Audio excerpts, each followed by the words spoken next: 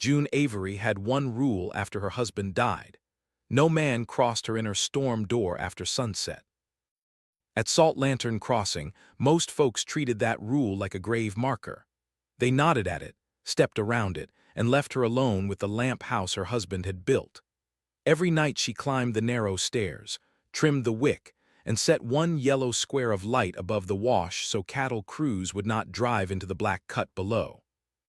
But that evening, Deke Harlow stood on her lamp house porch with his boot on the bottom step. "No widow lights my crossing tonight," he said. And if that lamp stayed dark, Deke could ride into town by morning and say June Avery had failed the only duty keeping the crossing in her hands. June held the oil can at her side. The wind pulled at her brown shawl and shook the little roof seal above the door. Behind Deke, Mee Finch stood with a flour sack hugged to her chest, eyes down. Mee had borrowed salt from June, cried at June's kitchen table, and promised widows had to stand together. Now she watched Deke block the stairs and said nothing. Mee's silence hurt worse than Deke's boot. A friend could have made the lie harder to sell. Instead, she made it look true. "You're crossing?" June asked. Deke smiled like the matter had already been written. 10 herds coming by midnight, my contract, my toll. Your late husband owed for the spring ditch, and I mean to collect before those beeves touch water." Cattle bells sounded from the west road. Rafe McCall rode in ahead of the herd, rain darkening the shoulders of his canvas coat. He was Deke's trail foreman, known from Cimarron to Las Vegas as a man who could move wild cattle through worse country than this. He looked first at the blocked lamp stairs, then at June's oil can, then at Mee's lowered face. "Step aside, Harlow," Rafe said. Deke laughed. "You work for me tonight." Rafe swung down. He did not reach for June. He did not touch her door. He only came near enough for her to hear him under the wind. "Mrs. Avery," he said, low and rough, "I'd trade 10 herds for one night under your roof if it meant you knew I would never claim it without your asking." The words struck June harder than Deke's threat. They were not smooth words. They sounded torn out of a man who had carried them too long. Rafe looked ashamed of wanting even that much. One night, not in her private rooms, not in her name, under her roof, inside the life she had locked against the world with permission and nothing more. Deke's smile thinned. "Foreman, pick your side." Rafe kept his eyes on June. "I just did." June climbed the first stair. Deke shifted to block her. Rafe stepped between them without raising a hand. "Touch her," Rafe said, "and your first herd waits in the dark." Deke looked past him at the road, where the lead riders were coming in wet and tired. A foreman mattered when cattle were nervous. For one breath, Deke had to remember that. June slipped by them, unlocked the lamp room, and lit the wick herself. When the yellow light opened above Salt Lantern Wash, the first cattle bell steadied. Men on the road lifted their hats toward it. One rider crossed himself. Another muttered, "That widow just saved our lead string." Deke heard it and his jaw locked. If you like clean Wild West romance where respect matters more than possession, subscribe and ride along. June held the match until it burned close to her fingers, then blew it out and faced the men below. That lamp had been Will Avery's pride and June's burden. Will had built it after a boy from a Santa Fe outfit drowned 3 steers and nearly drowned himself in the wash. The county had promised money, then forgot. Will bought glass with his own wages, hammered the tin roof by moonlight, and painted Salt Lantern on a board so crooked June had laughed for a week. After he died, Deke called the lamp a widow's hobby. He said a woman could not judge a herd road. Then the first storm came, and men who had mocked her watched June stand at the rail all night, counting bells by sound, raising and lowering the lantern until every steer crossed safe. Since then, they used her light and paid her toll, but most still spoke to the lamp before they spoke to her. Rafe did not look at the lamp that way. He looked at June's hand, blackened by the match, and his mouth tightened as if he hated that she had been made to prove what everyone already knew. Rafe was still at her porch when she came down. "I have coffee," she said. "1 cup, 1 chair. The door stays unlatched because I choose it." His face changed, but he did not smile too soon. "Yes, ma'am." In the kitchen, he sat where she pointed, near the stove but away from the inner storm door. Rain ticked against the window. June poured coffee into a blue cup that had been her husband's, then stopped herself and chose the plain tin one instead. Rafe saw, he pretended not to. The not looking mattered. Deke would have noticed the blue cup and used it like a handle. Other men would have apologized until the cup became the whole room. Rafe only warmed his hands around the tin and waited for June to decide what the moment meant. She found that more dangerous than Deke's shouting. Outside, a rider laughed too loudly near Deke's wagon, then went quiet when Deke spoke. Even through the wall, June could feel his anger waiting. "You never take shelter?" she asked. "Not under a woman's roof after dark." "That sounds like a vow." "More like a debt." He wrapped both hands around the tin cup. "My mother let a drover into her life on a promise. He left before dawn with her savings and her good name. Men in town said she should have known better. I was 12. I learned to sleep in barns." June looked toward the inner door. Behind it were the small parlor, the quilt chest, and all the rooms she had not let anybody enter since Will Avery was lowered into red ground. "My husband died stopping a herd from going into that wash," she said. "After that, men came with advice. Sell the house, marry a cousin, let Deke manage the spring. Every offer had a hand hidden under it." Rafe nodded once, "Then keep mine where you can see it." He placed both hands flat on the table. That simple act warmed her more than the stove. "What would you do for one night here?" she asked before she could stop herself. Rafe's gaze moved to the storm door, then back to her face. "Sweep mud before I stepped in, mend what I broke, leave when asked, stay only if asked again. That is not worth 10 herds. It is to a man tired of sleeping where no one would miss him." June looked away first, not because the answer frightened her, but because it did not. By morning, Deke had made his next move. He called Rafe to the spring trough in front of the lead riders and held up a folded contract with rain spotting the ink. 10 herds to Fort Union," Deke said. "Good money, winter money. Yours if you stop making calf eyes at a widow and move my cattle through my crossing." Rafe glanced at June. She stood beside the trough with her lamp apron still tied over her skirt. "The crossing is hers," Rafe said. "The debt is mine to collect. Then show it after the herd is safe." Deke tore the contract clean in half. The sound carried across the wet yard. A young rider lifted one hand as if to speak, saw Deke's eyes cut toward him, and dropped it to his saddle horn. "No herd, McCall, no pay, no winter string. You can sit in her kitchen and starve decent." The crew went quiet. A few men looked away. Rafe's jaw tightened, but he did not beg for the paper back. June felt the shape of his loss.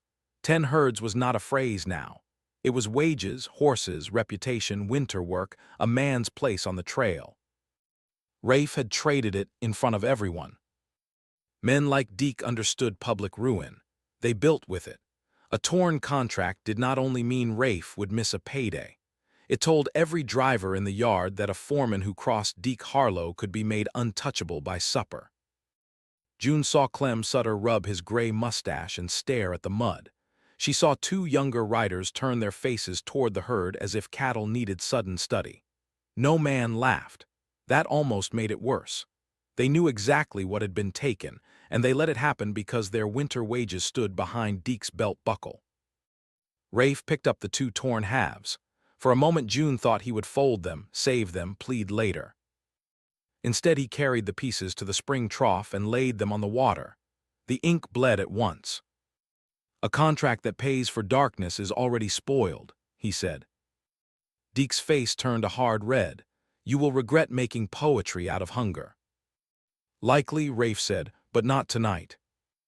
The riders heard that too. June hoped they remembered. That afternoon, June climbed to the roof to check the storm seal above the lamp room. Her hand found 2 empty nail holes. The spare seal was gone. She went straight to Me Finch's bakehouse. Me was kneading dough with red eyes and flour up to her wrists. "He has it, doesn't he?" June asked. Me stopped kneading. Deke said if I wanted flour through winter, I would remember who owned the road. So you gave him the seal. I told myself it was only a strip of tin. It keeps rain out of my lamp. Me pressed her floury fists to the table. I was afraid. He said the freight men would pass my flour by. He named the mill. He named the price. Then he smiled like hunger was paperwork. June wanted to hate her. It would have been clean and easy. But fear sat in the room like another widow. Fear is not free, June said. Tonight you will pay for it where people can see. Me began to cry. June did not comfort her. I have 2 sacks of flour left, Me whispered. Deke's order was 6 barrels. Then you know the price. June, I will lose the bakehouse. You helped him loosen the roof over my lamp. If that light goes out, riders may lose cattle, horses, maybe men. Would you have called that only weather? Me covered her mouth with one floury hand. June softened only enough to keep her voice steady. I am not asking for your tears. Bring the seal tonight. Bring the flour order he used to buy you. Say what you did. After that, you can stand near my stove while we decide what repair is possible. Me looked up, we. Widows stand together after truth, June said, not before it.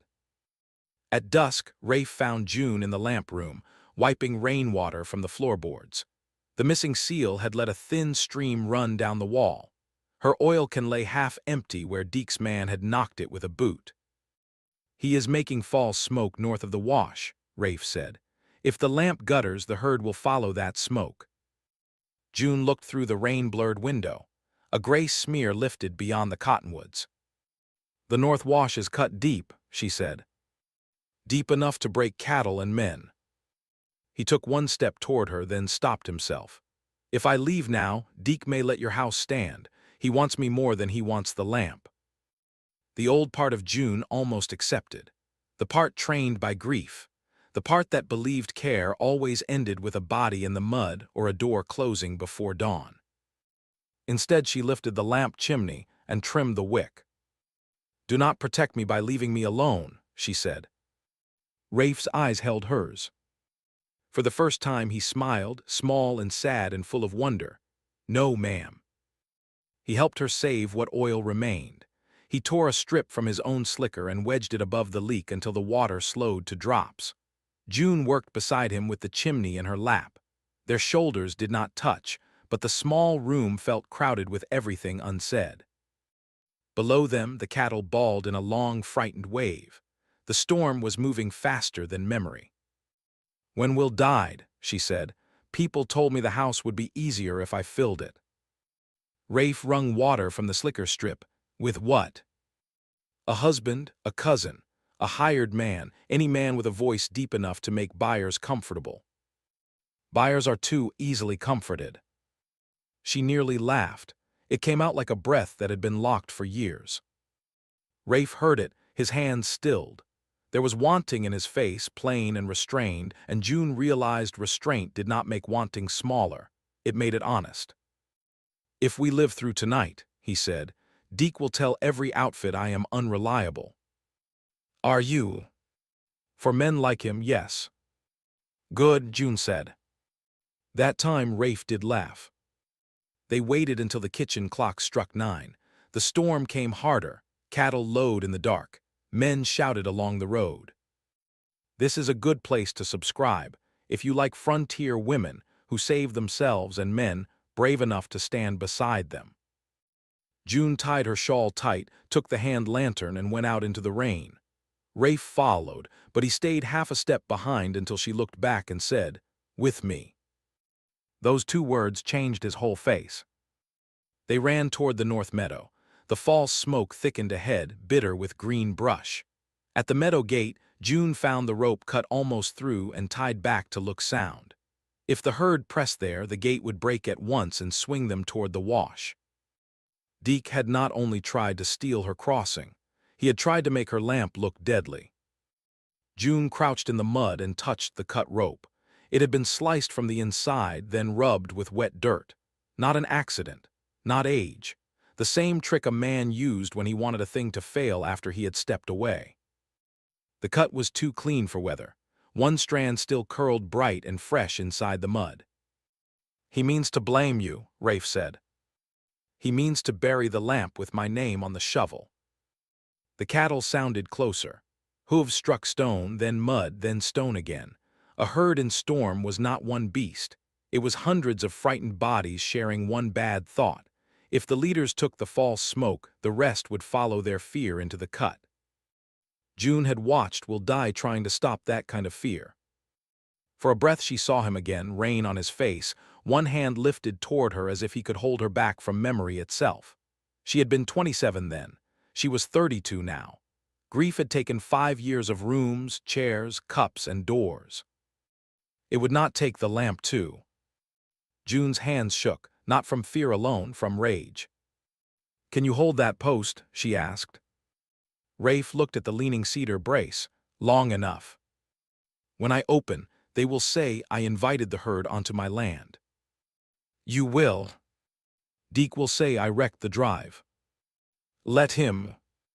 "You will lose every herd that might have hired you." Rafe set his shoulder to the post. "I already spent them." June ran back through the rain, climbed the lamp house stairs, and lifted the true lantern from its hook. The wind slapped her skirt against her legs. Below, Deke's riders were turning the lead cattle toward the false smoke. "North," Deke shouted, "follow my fire." June stepped onto the porch roof, held the lantern high, and called with every breath she had. "The wash is north, Meadowgate is open, follow the salt lantern." For one terrible moment, no one moved. For the first time all night, the youngest rider looked at June instead of Deke. Then Rafe's voice cut through the storm from the gate. "Lead them to the widow's light." The first driver, old Clem Sutter, pulled his horse hard. "I know that wash," he yelled. "I'm with McCall." Deke spurred forward. "You ride for me." "Not into a death cut," Clem shouted back. The herd turned like a dark river. Hooves thundered past the lamp house and into June's meadow. Rafe held the cedar post with both arms while cattle shouldered through mud. June ran down, grabbed the broken rope, and tied it around the lower brace to keep the gate from slamming back. A brindle steer slipped and crashed against the gate. The post lurched. Rafe's boots skidded. June dropped the lantern hook and threw her weight onto the rope beside him. Mud swallowed the hem of her skirt. A horn grazed the cedar brace close enough to shave wet bark. "Let go," Rafe shouted. "No." If the gate slammed, the herd would fold back on itself and panic. June wrapped the rope around her forearm and pulled until fire ran up to her elbow. Rafe saw what she was doing and shifted, taking the worst strain on his shoulder without pushing her aside. Together they held it. Clem drove the leaders wide into the meadow. Another rider swung behind them, hollering low. The cattle poured through, slowing as they found grass instead of a drop. Their bodies, so deadly on the road, became only wet animals wanting ground. June felt the rope slacken. She looked at Rafe and saw mud on his cheek, rain in his lashes, and pride shining there as clear as lamp glass. He did not say he had saved her. He said, "Your gate held." That was when she knew she wanted him to come inside after the storm. Deke rode straight at her. "You ruined my drive." June stood in mud to her ankles, lantern lifted. "I saved it." "You opened private land." "My land," she said. "My gate, my lamp, my crossing." The second driver came up beside Clem, then two more. Their horses formed a line between Deke and June without anyone ordering it. Rafe stepped from the gate, soaked and breathing hard. The herd followed the safe light. Every man here saw it. Deke pointed at the false smoke. She confused the route. Clem spat rainwater. "Your smoke pointed into the wash." The toll clerk, Mr. Ivy, had come running with his book under his coat. He looked at the herd settling alive in June's meadow, then at the smoke dying north of the cut. "I will need statements," he said weakly. June took the crossing slate from the porch nail and thrust it into his hands. "Start with mine." The The salt lantern is opened by my hand, and Deke Harlow's route is barred for endangerment. Mr. Ivy swallowed. He looked at Deke, then at the line of riders no longer obeying him. Clem took the pencil first. He wrote his name under June's. One by one, the drovers signed. Deke lunged for the slate, not at June's hand but at the names. He knew ink could do what shouting no longer could. Rafe caught his wrist and pushed it down. No blow, no flourish, just an ending. "You have no crew," Rafe said. Mr. Ivy found his courage late, but he found it. He opened the toll book and drew one black line through Deke's claim to the Avery Spring. "Contract suspended," he said. "Crossing authority remains with Mrs. Avery pending county review." And this is the moment the entire story flips. Not because somebody threw a punch, not because somebody won a fight, because people finally stopped pretending they didn't see what was happening. Dee spent this whole story believing power meant fear, believing contracts, wages, and silence mattered more than truth. But watch what actually breaks him. Choice. One rider signs, then another, then another. Nobody announces a rebellion. Nobody gives a speech. They simply stop following. Darkness. And that's what makes this scene hit harder than revenge. June never begged for respect. She kept the lamp burning until people remembered where safety came from. And Rafe? He never tried to become her rescuer. He stood beside her and let people decide for themselves. Question for you. At what moment do you think Dee truly lost? When the herd turned? Or when the men did? "Pending nothing," Clem said. "No widow's light, no herd." The words traveled through the crew like a second lantern being lit.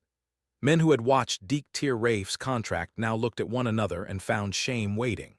One by one, they removed the small brass drive checks Deke had issued that morning and dropped them into Mr. Ivy's open toll box. Those checks were not trinkets. They were Deke's holdover wages, meals, and tomorrow's orders. Clem dropped his first. "I ride under the salt lantern record from here on." Another driver followed. "Same." "Same," said a third. Deke stared as if the little brass pieces were pieces of his own body. Rafe did not touch them. June noticed that. He let the men choose where their names belonged. Then Mr. Ivy turned the toll book toward June. "Mrs. Avery, I will need the keeper's mark." For 5 years, Will's mark had been copied beside hers on county pages. People called it courtesy. It had felt like being told her hand needed a ghost to guide it. June took the pencil and wrote only her own name. June Avery. The same hand Deke had tried to keep from the lamp now marked the slate alone. The pencil point broke on the last letter. She left it broken. Me Finch came through the rain carrying the spare roof seal in both hands. Flour paste streaked her sleeves. She stopped before June. "I gave it to him." "Say it where they hear." Me turned to the riders, to Mr. Ivy, to Deke. "I gave Deke Harlow the spare roof seal because he threatened my bakehouse flour. I let June's lamp take rain. I will not keep his contract." Deke cursed her. Me flinched but did not step back. She tore the flour order from her pocket and dropped it in the mud. "I will patch her roof before I bake one loaf for you." That cost her. Everyone saw it. June let the cost stand before she softened. "At dawn," June said, "and you will tell every woman who buys bread why the first batch is late." Me nodded, crying hard now, but this time the tears did not ask to be payment. Deke left on foot because his own horse had been taken by a driver to help move the lead cattle. No one struck him. No one needed to. His power had been made useless in front of the men he had counted as tools. At the edge of the yard, he turned once. "You think a widow and a jobless foreman can hold a crossing?" June stood beneath the lamp with rain sliding from her chin. Behind her, the crew kept signing. "No," she said. "I know a crossing can hold itself when men stop selling the dark." No one cheered. It was better than cheering. They went back to work under her light. By midnight, the herd bedded safe in June's meadow. The lamp burned steady under its patched tin. Rafe stood outside the kitchen door, hat in hand, rain dripping from his beard. You lost 10 herds, June said. Yes. For one night under my roof. Only if you still ask. June opened the inner storm door. Behind it, the little parlor waited with the quilt chest, the narrow hall, and the rooms grief had guarded too long. She did not invite him beyond the kitchen. Not yet. But she opened the door so the whole house breathed. Then she took the lamp-duty slate from its peg and wrote, June Avery, keeper. Below it in careful letters she added, Rafe McCall, one night by her asking. Rafe read it and looked away, as if the words had given him more than he knew how to hold. Mrs. Avery, he said, when morning comes, may I ask to court you proper? June set the slate where the lamplight touched both names. Morning is soon enough, she said. Tonight sit down, the chair is yours because I said so. He crossed the threshold slowly, not like a man taking a prize, but like a man entering church. Before she sat, June stepped back to the outer door and looked up. The salt lantern burned clean above the wash, patched by truth, not permission. Then she closed the door by choice, with her name still drawn. The story was never really about a crossing. It was about ownership, grief, trust, and the difference between being protected and being respected. June began this trail guarding a house and a lamp because loss taught her to survive alone. By the end, she didn't hand her life to someone else. She opened the door by choice. Rafe. Lost 10 herds, a reputation, and winter work, but never asked to be rewarded for doing what was right. Dee lost something bigger than contracts. He lost the moment people stopped believing fear was leadership. And that final image says everything. The lantern stayed lit. Not through permission, not through power, but through truth. If you enjoyed this Wild West story and want more frontier romance, loyalty, and unforgettable moments, hit like, share your thoughts in the comments, and subscribe before the next trail begins. Lying on the slate. For more clean, romantic Wild West stories like this, subscribe before the next trail begins.